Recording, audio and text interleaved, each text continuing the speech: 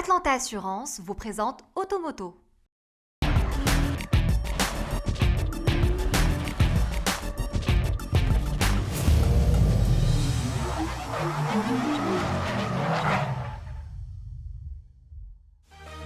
Bonjour à toutes et à tous, bienvenue dans Automoto, notre rendez-vous 100% automobile au programme de l'émission.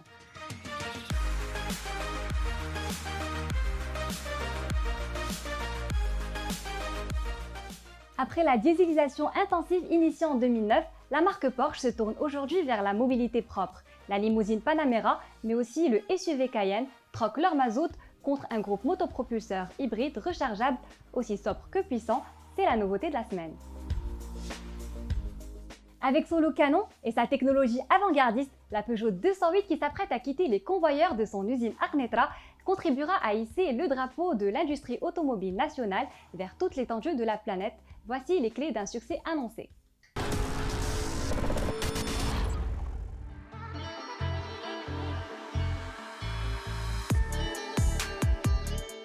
Le renouvellement de la gamme Peugeot recèle une rupture culturelle assortie d'une spectaculaire montée en gamme.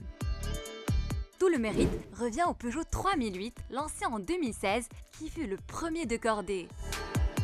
Son succès indéniable, il le doit à sa parure élégante, son design intérieur iconoclaste et sa qualité perçue infaillible.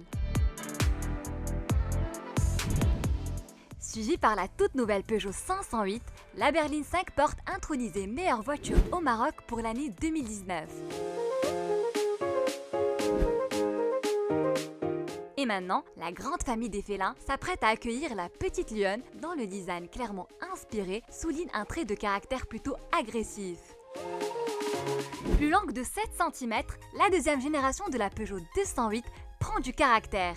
Pare-brise et lunettes arrière fort inclinées, capot moteur court et bien nervuré, hauteur de toit abaissée, la ligne de cette splendide version GT que vous voyez sur ces images ne manque pas de tonus.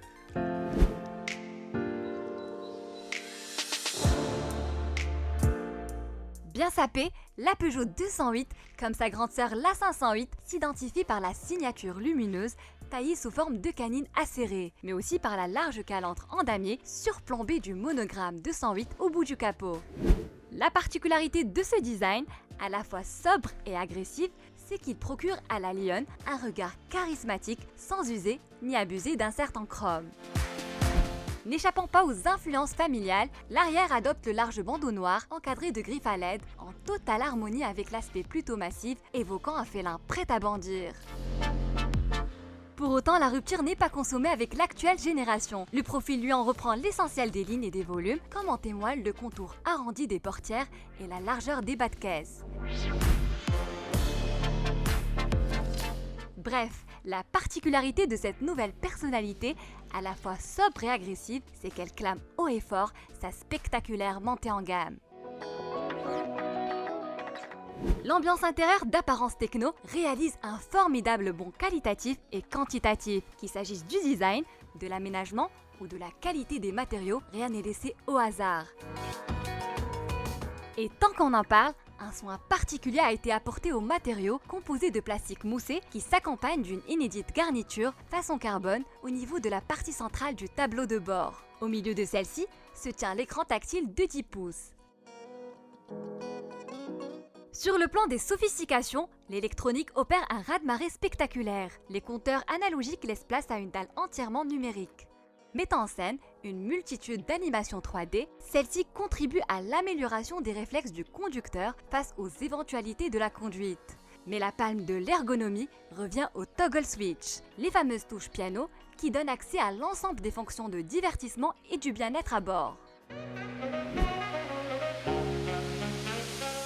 Sous le capot, la petite lionne étrenne le 3 cylindres essence qui se décline en 3 niveaux de puissance, 75, 100 et 130 chevaux. En diesel, elle dispose uniquement du 1,5 Blue HDI de 100 chevaux qui peut s'associer à la nouvelle boîte automatique à 8 rapports. Au final, il faut savoir que la citadine tricolore, estampillée Made in Morocco, est enfin prête à quitter les convoyeurs de l'usine de Knetra pour une aventure fort palpitante. Le catalogue des motorisations, des équipements et des prix destinés au marché marocain sera révélé selon toute vraisemblance en septembre 2019.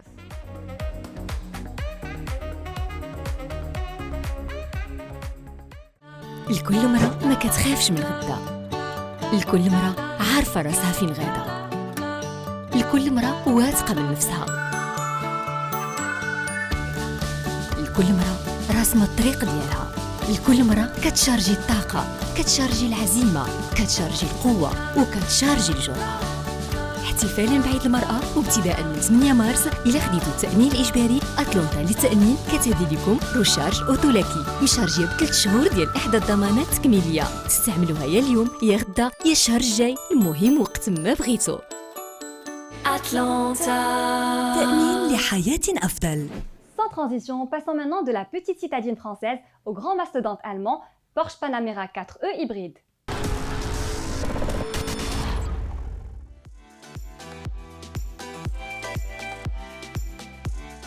La Porsche Panamera opère un paisible changement de mode de propulsion. Le monogramme hybride, inscrit sur les ailes de la carrosserie, est le seul indice indiquant la présence d'une motorisation hybride rechargeable sous le capot de la prestigieuse berline allemande. Ce qui n'est pas le cas de l'ambiance intérieure où le poste de conduite subit un léger lifting au niveau de l'instrumentation.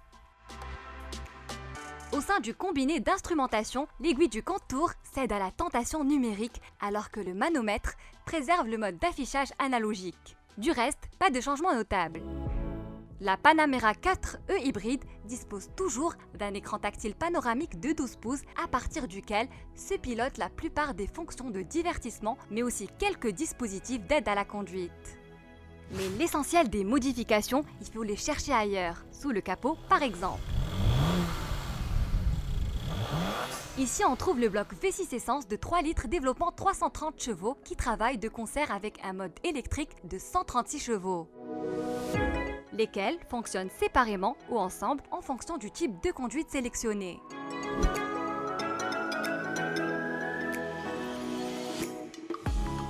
Pour une conduite sobre et douce, le conducteur peut activer le mode hybride auto, qui alterne à merveille le fonctionnement du moteur thermique ou du module électrique, voire les deux à la fois, tout en rechargeant les batteries. Les modes intermédiaires croisière et sport découpent le potentiel, mais contribuent eux aussi à la recharge de la batterie, en particulier lors des phases de ralenti et plus encore pendant les phases de freinage. Il faut aussi souligner que les batteries de cette limousine peuvent être rechargées sur une prise normale domestique qui nécessite une longue durée de recharge ou plus rapidement sur une prise dédiée.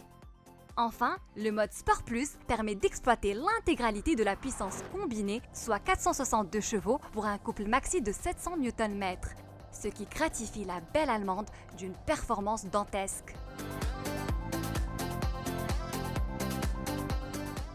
Le 0 à 100 km/h s'expédie en à peine 4,6 secondes, soit un temps comparable à celui de l'actuel Cayman GTS, alors que la vitesse de pointe flirte allègrement avec les 278 km/h. Pas mal pour un bolide qui souffre d'un embonpoint de 2,2 tonnes. Cette cavalerie époustouflante obéit aux ordres de la boîte PDK à double embrayage et 8 rapports qui remplacent la Tiptronic de la génération précédente. Enfin, il faut savoir qu'au Maroc, tous les véhicules propres, qu'ils soient hybrides ou électriques, bénéficient de quelques incitations fiscales comme l'exonération de la vignette ou mieux encore de la suppression de la taxe de luxe qui aurait fait flamber le tarif initial de 20%.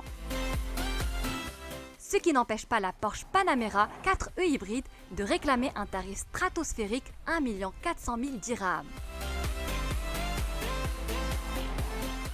Vous le savez déjà, les Allemands, quel que soit leur mode d'alimentation, vendent trop cher leur prestige.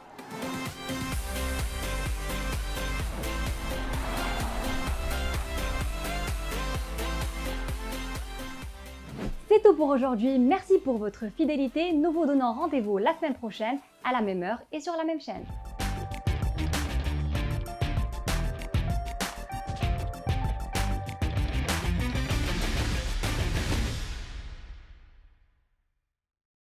Automoto vous a été présenté par Atlanta Assurance.